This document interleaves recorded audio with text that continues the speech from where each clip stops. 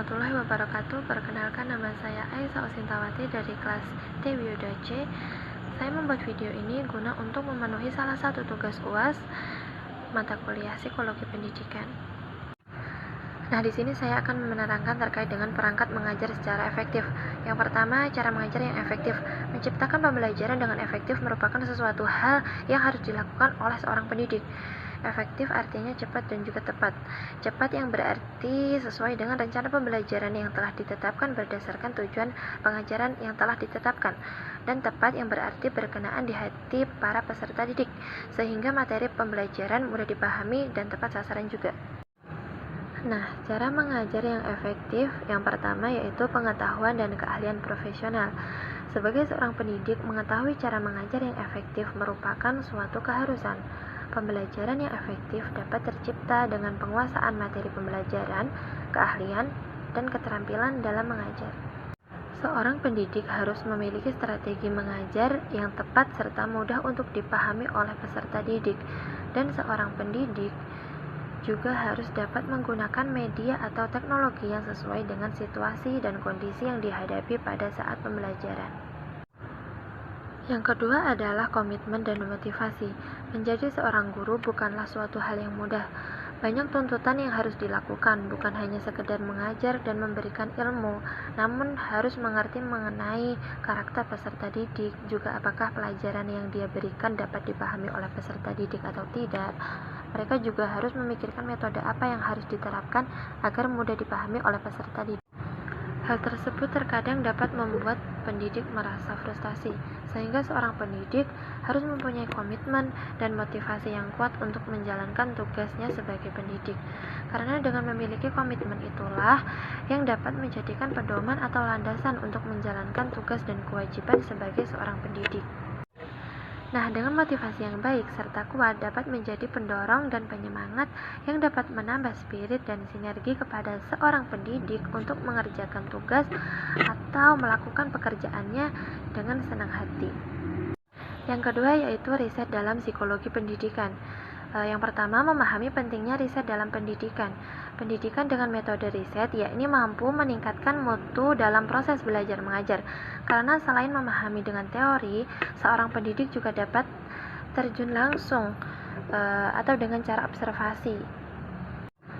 Dengan metode ini, seorang pendidik dapat mengetahui karakteristik peserta didik, pelajaran yang disampaikan sudah diterima dengan baik atau belum, serta dapat melihat situasi dan kondisi yang tercipta pada saat pembelajaran berlangsung sudah kondusif dan sudah sesuai dengan yang diharapkan atau belum, serta dapat menentukan media dan metode apa yang cocok untuk diterapkan dalam proses belajar mengajar pada saat ini.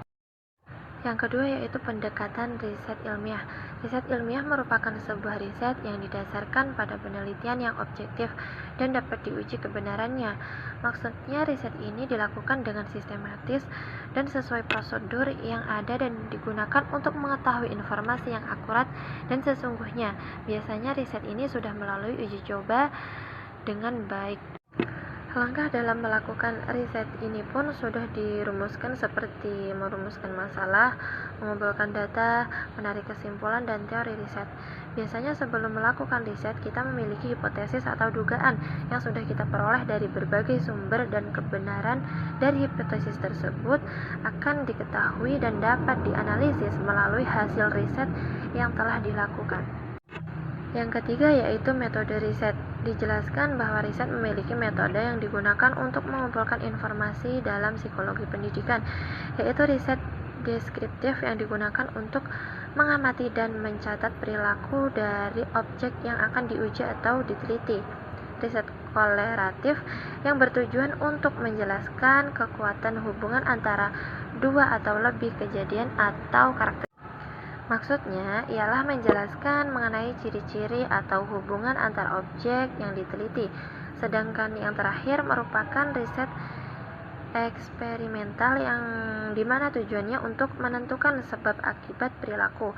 Dalam langkah ini kita bisa mengobservasi secara detail mengenai objek yang akan diteliti.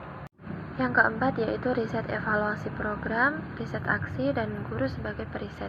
Riset evaluasi program yaitu penelitian yang dapat dijadikan sebagai alat ukur Kompetensi peserta didik menggunakan metode pembelajaran yang sangat berpengaruh pada pendidikan, karena dengan melakukan evaluasi dari riset yang telah kita lakukan, kita bisa tahu kekurangan dan hal apa yang akan bisa kita lakukan untuk selanjutnya. Riset aksi merupakan kegiatan melakukan riset itu sendiri. Sebagai pendidik harus meneliti mengenai kebutuhan yang dirasa sesuai untuk peserta didik. Meneliti mengenai banyak hal bisa meningkatkan cara belajar yang efektif, dan pendidik wajib meriset terlebih dahulu mengenai karakter, cara belajar, dan lain sebagainya agar nantinya dapat mengajar dengan baik dan tepat sasaran. Yang terakhir yaitu tantangan riset. Tantangan paling besar dari melakukan riset adalah tentang cara mendapatkan pengetahuan itu sendiri. Karena melakukan riset pada peserta didik jelas berbeda dengan melakukan penelitian pada objek tertentu. Karena dalam mengamati karakter peserta didik diperlukan lebih banyak lagi pemahaman dari sikap, kebiasaan, dan lain sebagainya yang tidak bisa dirumuskan secara ilmiah. Mungkin cukup sekian yang dapat saya sampaikan. Semoga dari penjelasan tadi bisa menambah wawasan dan juga pengetahuan kita, dan semoga ilmu yang kita dapat pada saat ini bisa menjadi ilmu yang manfaat serta barokah. Sekian dari saya. Wassalamualaikum warahmatullahi wabarakatuh.